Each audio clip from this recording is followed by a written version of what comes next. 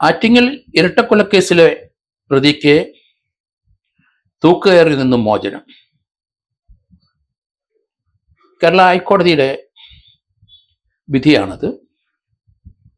തിരുവനന്തപുരം ജില്ലാ കോടതി ആറ്റിങ്ങൽ ഇരട്ടക്കൊലക്കേസ് പ്രതികളായ നിനോ മാത്യുവിനും അതുപോലെ അയാളുടെ കാമുകിയായിരുന്ന അനുശാന്തിക്കും ജീവപര്യന്തം തടവ് വിധിച്ചു. ഈ സംഭവം നമുക്ക് കേരളത്തെ ഞെട്ടിച്ച ഒരു സംഭവം തന്നെയാണ്.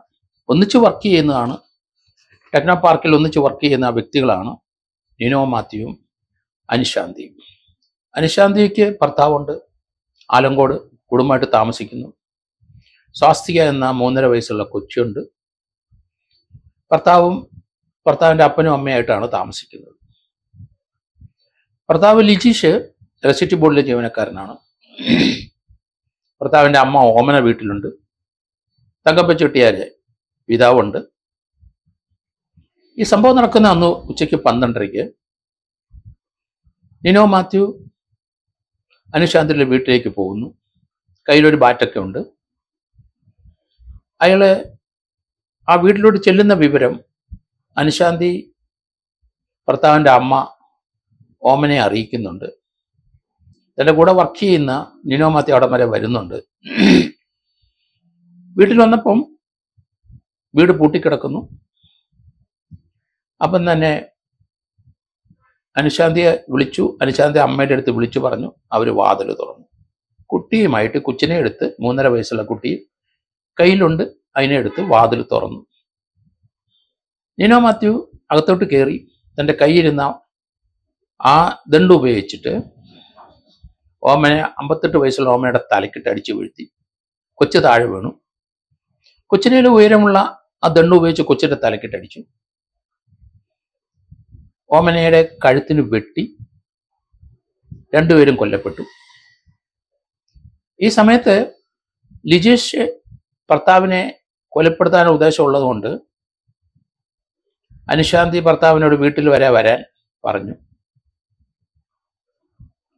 ആ സാഹചര്യം സമയത്ത് വീട്ടിൽ വരുന്ന സമയത്ത് വീട്ടിനുള്ളിൽ നിനോ മാത്യു ഉണ്ട്. ലിജീഷ് വീട്ടിനുള്ളിലേക്ക് കയറിയപ്പം അയാൾ മുളക് പൊടി കണ്ണിലേക്ക് എറിഞ്ഞു. അതിനുശേഷം അയാളെ വെട്ടി. ആ കഴുത്തിനുള്ള ആ ചെവിയുടെ ഭാഗത്ത് കൊണ്ട് ചെവി അറ്റുപോയി. അയാൾ അവിടുന്ന് നിലവിളിച്ചുകൊണ്ട് ഓടി.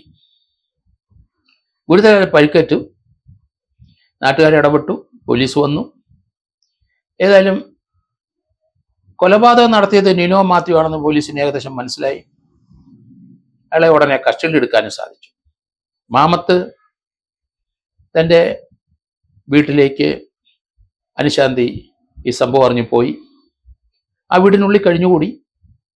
കൊല്ലപ്പെട്ട തൻ്റെ കുഞ്ഞിനെ കാണാൻ തയ്യാറായില്ല.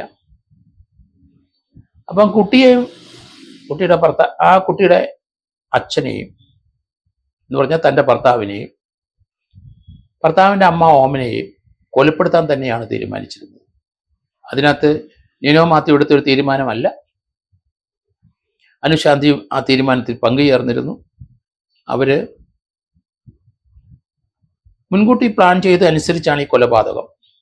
നിനോ മാത്യു എല്ലാ പ്രവർത്തിക്കും ഒരു കോൺസ്പിറസി ഉണ്ട് എന്ന് ഹൈക്കോടതിക്ക് ബോധ്യം വന്നു. ഏതായാലും ഇവിടുത്തെ ജില്ലാ കോടതി സെഷൻസ് കോടതിയാണ് 2014 ഏപ്രിൽ 16 നടന്ന ഈ സംഭവം അതിൻ്റെ വിചാരണ നടത്തിയത്. അദ്ദേഹത്തിൻ്റെ വിചാരണ സമയത്ത് ഇയാളെ മരണം വരെ തൂക്കിലേറ്റണം, നിനോ മാത്യുവിനെ മരണം വരെ തൂക്കിലേറ്റെങ്കിൽ അത്ര ക്രൂരമായ കൊലപാതകമാണ്. തൻ്റെ സ്വന്തം കൊച്ചിനെ കൊന്നു, തൻ്റെ കാമുകിക്ക് വേണ്ടിയിട്ട്.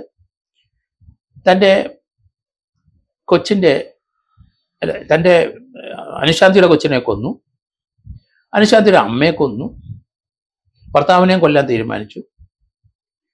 അത് വളരെ ക്രൂരമായ ഒരു കൊലപാതകമായി പോയി എന്ന് ജഡ്ജി പറയുകയും ചെയ്തു. അതുകൊണ്ട് ഇയാളെ മരണം വരെ തൂക്കിലിട്ടേ പറ്റൂ. അതായിരുന്നു കോടതിയുടെ വിധി. ഇതിനെല്ലാം പങ്കുചേർന്ന അവർക്ക് ജീവപര്യന്തം തടവും വിധിച്ചു. ഹൈക്കോടതിയിലെ നിരീക്ഷണത്തിൽ ഹൈക്കോടതി ആമുഖമായി ഒരു കാര്യം പറഞ്ഞു. ഇത് കാമാസക്തിയോടെ ഓളം വിനാശകരമായ ഒരു രോഗം വേറെ എങ്ങുമില്ല. അത് ചാണക്യൻ പറഞ്ഞതാണ് ആ വാക്കുകൾ. അതാണ് ആമുഖമായ വിധിന്യായത്തില് ഹൈക്കോടതിയിലെ ജസ്റ്റിസ് PB സുരേഷ് കുമാറും ജസ്റ്റിസ് ജോൺസൺ ജോസഫും പറഞ്ഞത്. അവരുടെ നിരീക്ഷണത്തിൽ ഇതിന് മിറ്റിഗേഷന് എന്തെങ്കിലും സാധ്യത മിറ്റിഗേഷൻ നടത്തി ഇയാൾ ജയിലിൽ നിന്ന് വെളിയിൽ ഇറങ്ങിയാൽ ഇയാൾക്ക് സമൂഹത്തിൽ ജീവിക്കാൻ പറ്റുമോ, സമൂഹത്തിന്റെ ഉത്തരവാദിത്തങ്ങൾ സമൂഹത്തിന് ഒരു ഡിസിപ്ലിൻ്റെ ആളായിട്ട് ജീവിക്കാൻ കഴിയുമോ, സാധിക്കുമോ എന്നുള്ള മിറ്റിഗേഷനിൽ അതിന് സാധിക്കുമെന്ന് തന്നെയാണ് റിപ്പോർട്ട്. ഈ സംഭവത്തിന് ശേഷം അയാൾ വളരെയധികം മാറിയിരിക്കുന്നു. അയാൾക്കൊരു കുട്ടിയുണ്ട്, അതിനെ വളർത്തണം, അതിനെ ജീവിപ്പിക്കണം, അതിനെ ജീവിക്കാൻ വേണ്ട കാര്യങ്ങൾ ചെയ്യണം എന്നൊക്കെ ആശയം ഉണ്ടായത്. അത് മനസ്സിലാക്കിയതുകൊണ്ട് അയാൾ തടവ് ശിക്ഷ കഴിഞ്ഞ് വെളിയിൽ വന്ന സമൂഹത്തിൽ ഉത്തരവാദിത്തപ്പെട്ട ഒരു വ്യക്തിയായിട്ട് ജീവിക്കും എന്നാണ് ആ മിറ്റിഗേഷനിൽ നിന്ന് മനസ്സിലായത്. അതുകൊണ്ട് ഇത് റയറസ്റ്റ് ഓഫ് റയർ കേസ് അല്ല. അദ്ദേഹത്തിന് തൂക്കുകയറിന് മോചനം കൊടുത്തു. പക്ഷേ 25 വർഷം തുടർച്ചയായി പരോൾ കൊടുക്കാതെ ജീവപര്യന്തം തടവിന് വിധിച്ചു. ജീവപര്യന്തം തടവ് നമുക്കറിയാം 14 വർഷം കഴിഞ്ഞാൽ സാധാരണഗതിയിൽ വെളിയിലോട്ട് വരാം. ഇവിടെ 25 വർഷം തുടർച്ചയായിട്ട് ജയിൽ ശിക്ഷ കഴിഞ്ഞിട്ടേ വെളിയിൽ പറ്റുകയുള്ളൂ. പക്ഷെ 2014 നടന്നുകൊണ്ട് ഇപ്പോൾ ഏകദേശം 10 വർഷത്തോളം ജയിൽ ശിക്ഷ കഴിഞ്ഞിരിക്കുന്നു. ഇനി 15 വർഷം കൂടെ കഴിഞ്ഞാൽ അദ്ദേഹത്തിന് വെളിയിലിറങ്ങാം. അതുപോലെ തന്നെ അനുശാന്തി ഏകദേശം 10 വർഷം ശിക്ഷ കഴിഞ്ഞിരിക്കുന്നു. 14-15 വർഷം കഴിയുമ്പോൾ അവർക്ക് ശിക്ഷ ഇളവ് കിട്ടാനുള്ള സാധ്യതയുമുണ്ട്.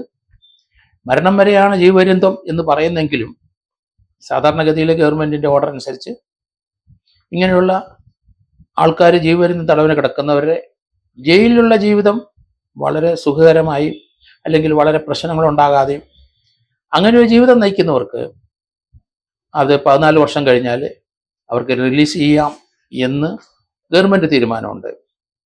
ഏതായാലും ഇതിനകത്ത് നിനോ മാത്യുവിനൊപ്പം കുറ്റവാളി തന്നെ അനുശാന്തി.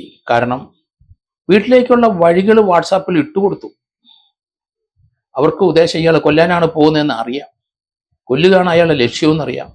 അതിന് വേണ്ട സഹായങ്ങളൊക്കെ ചെയ്തു കൊടുത്തു എന്നുള്ള ഈ കേസിന്റെ പ്രത്യേകത.